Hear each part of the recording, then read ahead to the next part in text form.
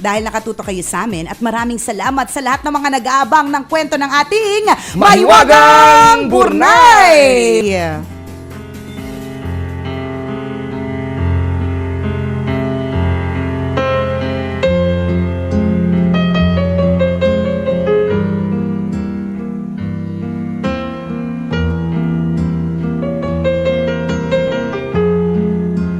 Halos lahat ng tao ay may minimithing pangarap para sa kanyang sarili. Ngunit makakayanan mo kaya itong isang tabi para sa kapakanan ng mas nakararami? Dahil sa natatanging talento at galing sa pagluluto, isang malaking oportunidad ang naghihintay para kay Chef Narayanan Krishnan ng Madurai, India. Isa siya sa mga award-winning chef na nominado para magtrabaho sa isang 5-star hotel group sa Switzerland. Halos abot kamay na ni Chef Narayanan ang pinakamimithi niyang maging isang world-class chef nang maganap ang isang pangyayari na nagpabago ng kanyang direksyon. Uy, ano kaya yun? Isang araw ay bumisita siya sa isang templo na malapit sa kanilang lugar. Sa kanyang pag-uwi ay may nakita siya na isang lalaking pulubi na nakaupo sa may tulay. Nang pagmasdan niya ang pulubi, ay kinalabutan siya sa kanyang nakita. Uy. Nasaksihan niya na kinakain ng pulubi ang sarili nitong dumi dahil sa sobrang gutom. Wala. Ang eksenang iyon ay labis na nagmarka sa puso ni Chef Narayanan. Hindi niya naiwasang mapaluha at makaramdam ng awa.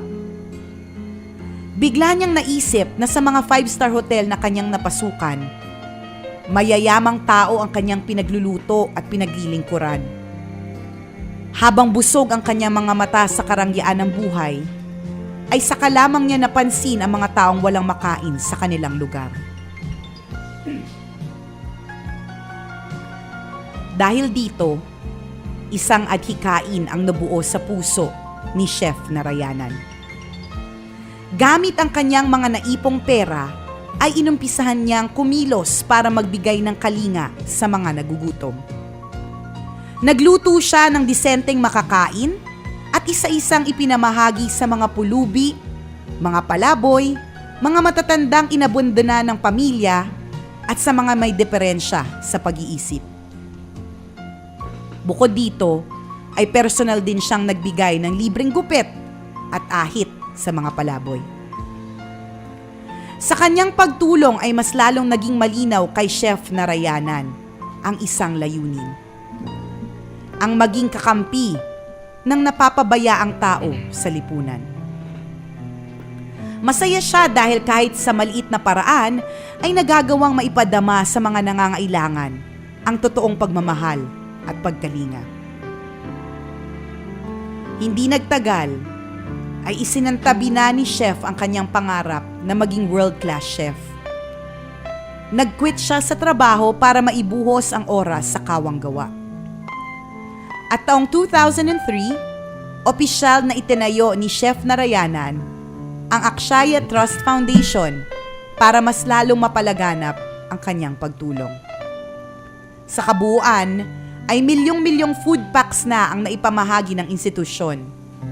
Humigit kumulang 400 kliyente na ang inaasikaso nila araw-araw. Bukod dito, ay meron na din silang pansamantalang tirahan para sa mga walang matutuluyan. Kinailangan mang talikuran ni Chef Narayanan ang kanyang pangarap.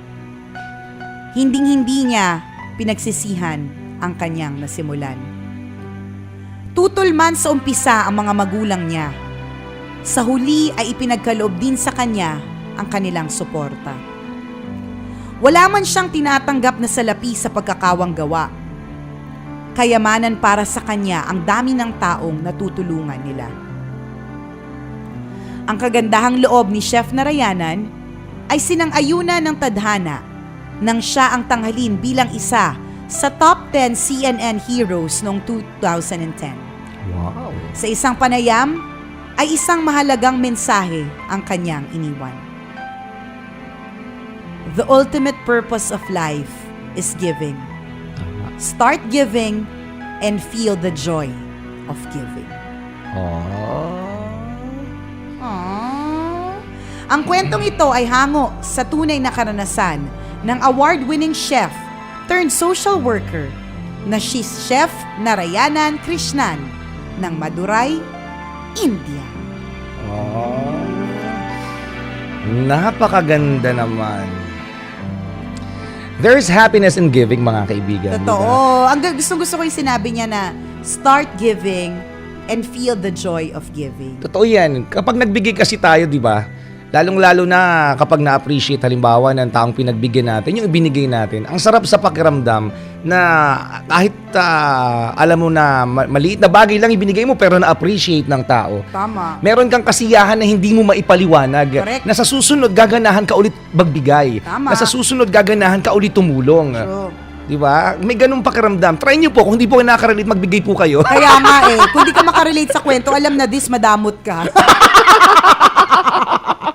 Totoo yan. Diba? Alam mo, partner, maganda yung sinabi ni Chef Narayana na start giving and feel the joy of giving. Kasi tama rin sa sinabi mo, partner, na kung hindi ka nakaka-relate, ibig sabihin hindi ka marunong magbigay. Tama. Alam niyo po mga kabisyo, maganda rin yung linyang give until it gives you joy. Correct. 'Di ba? Yung kapag ka nagbigay ka, yung ramdam mo na yung kaligayahan kasi alam mo na nagbigay ka.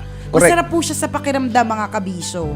Kaya kung halimbawa, madamot ka sa jowa, dala-dalawa, mamigay ka naman. Yun talaga yun eh. Huwag kang dupang. Ang dupang mo dala-dalawa, samantalang yung iba, wale. May pangangailangan din yung iba, tandaan mo. Bro.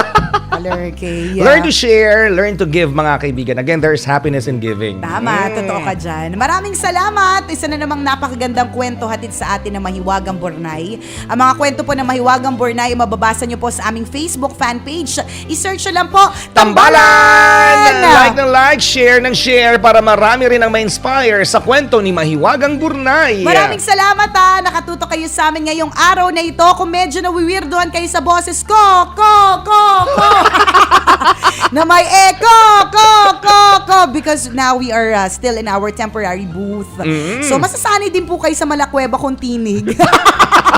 Di ba yung parang malayo na galing sa CR, galing sa garapon, di mo maintindihan, di ba? Kasi may temporary setup po kami ngayon. Nakakabata nga pa rin ng boses eh. Oo nga, ang lakas medyo numinipis ng konti yung boses mo. Ang lakas makalinlang, Yan, ang lakas diba? maka-teenager. Ang lakas maka-22. Huwag naman teenager, doon na tayo sa medyo realistic, 26. Hindi pa rin. Kaya realistic na nga, 26. Okay, fine, 28. Grabe ka sa akin. Grabe siya. Salamat mga kabisyo sa pagtutok and may you have a bongacious Tuesday ngayong araw na to. Maraming salamat sa inyo, mga kabisyo. For making Love Radio always Your number one FM radio station. At habang nariyan kayo, mga kabisyo, ang tambalan, walang kalaban, number one pa more. Ako po si Nicole Liala. At ako naman si Cambio Kengres Chuper. Na nagpapaalala, walang matatag na relasyon sa malanding may determinasyon. Yun!